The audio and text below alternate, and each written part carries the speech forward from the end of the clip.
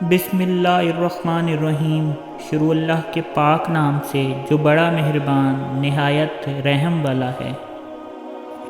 حضرت ابو درداء رضی اللہ عنہ فرماتے ہیں کہ میں نے رسول اللہ صلی اللہ علیہ وسلم کو یہ ارشاد فرماتے ہوئے سنا، باپ جنت کے دروازوں میں سے بہترین دروازہ ہے، چنانچہ تمہیں اختیار ہے، خواہ اس کی نافرمانی کر کے اور دل دکھا کے اس دروازے کو ضائع کر دو، یا اس کی فرما برداری اور اس کو راضی رکھ کر اس دروازے کی حفاظت کرو۔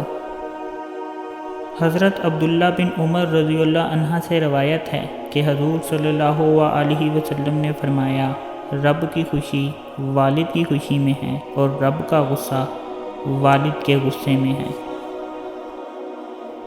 حضرت عبداللہ بن عمر رضی اللہ عنہ سے روایت ہے کہ رسول اللہ صلی اللہ علیہ وسلم نے فرمایا، 3 شخص ایسے ہیں جن پر اللہ تعالیٰ نے جنت حرام کر دی، ہمیشہ شراب پینے والا، والدین کا نافرمان، وہ بے غیرت جو اپنے گھر میں بے حیائی کو دیکھنے کے باوجود اسے برقرار رکھتا ہے۔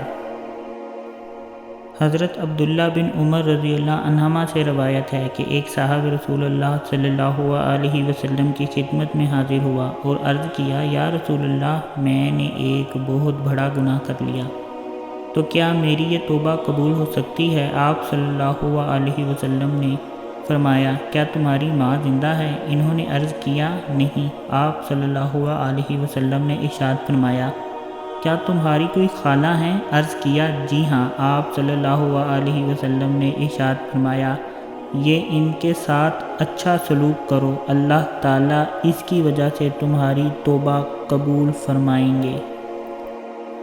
حضرت عائشہ رضی اللہ عنہا سے روایت ہے، فرماتی ہیں کہ میں نے عرض کیا، یا رسول اللہ، عورت پر سب سے زیادہ حق کس کا ہے؟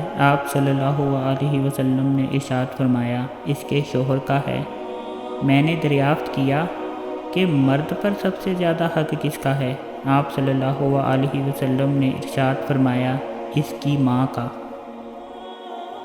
حضرت عائشہ رضی اللہ عنہا روایت کرتی ہیں کہ رسول اللہ صلی اللہ علیہ وسلم نے ارشاد فرمایا، میں سویا تو میں نے خواب میں دیکھا کہ میں جنت میں ہوں، میں نے وہاں کسی قرآن پڑھنے والے کی آواز سنی، تو میں نے کہا، یہ کون ہے جو یہاں جنت میں قرآن پڑھ رہا ہے؟ فرشتوں نے بتایا، یہ حارث بن نعمان ہیں۔ اس کے بعد حضرت عائشہ رضی اللہ عنہا سے رسول اللہ صلی اللہ علیہ وسلم نے ارشاد فرمایا، نیکی ایسی ہی ہوتی ہے، نیکی ایسی ہی ہوتی ہے، یعنی نیکی کا پھل ایسا ہی ہوتا ہے۔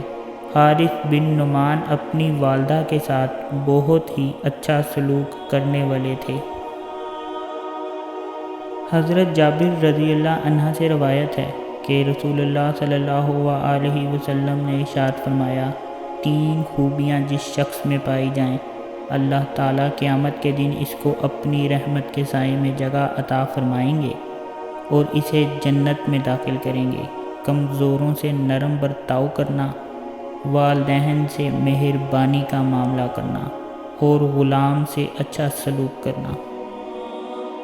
حضرت معاذ رضی اللہ عنہ فرماتے ہیں کہ رسول اللہ صلی اللہ علیہ وسلم نے مجھے 10 باتوں کی نصیحت فرمائی۔ اللہ تعالیٰ کے ساتھ کسی چیز کو شریک نہ کرنا، اگرچہ تمہیں قتل کر دیا جائے اور جلا دیا جائے۔ والدین کی نافرمانی نہ کرنا، اگرچہ وہ تمہیں اس بات کا حکم دیں کہ بیوی کو چھوڑ دو، سارا مال خرچ کر دو۔ فرض نماز جان بوجھ کر نہ چھوڑنا، کیونکہ جو شخص فرض نماز جان بوجھ کر چھوڑ دیتا ہے وہ اللہ تعالیٰ کی ذمہ داری سے نکل جاتا ہے۔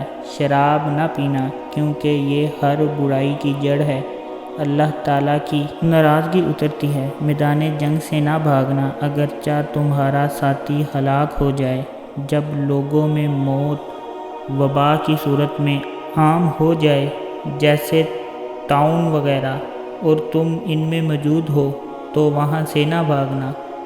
گھر والوں پر اپنی حیثیت کے مطابق خرچ کرنا، تربیت کے لیے ان پر سے لکڑی نہ ہٹانا، ان کو اللہ تعالیٰ سے ڈراتے رہنا۔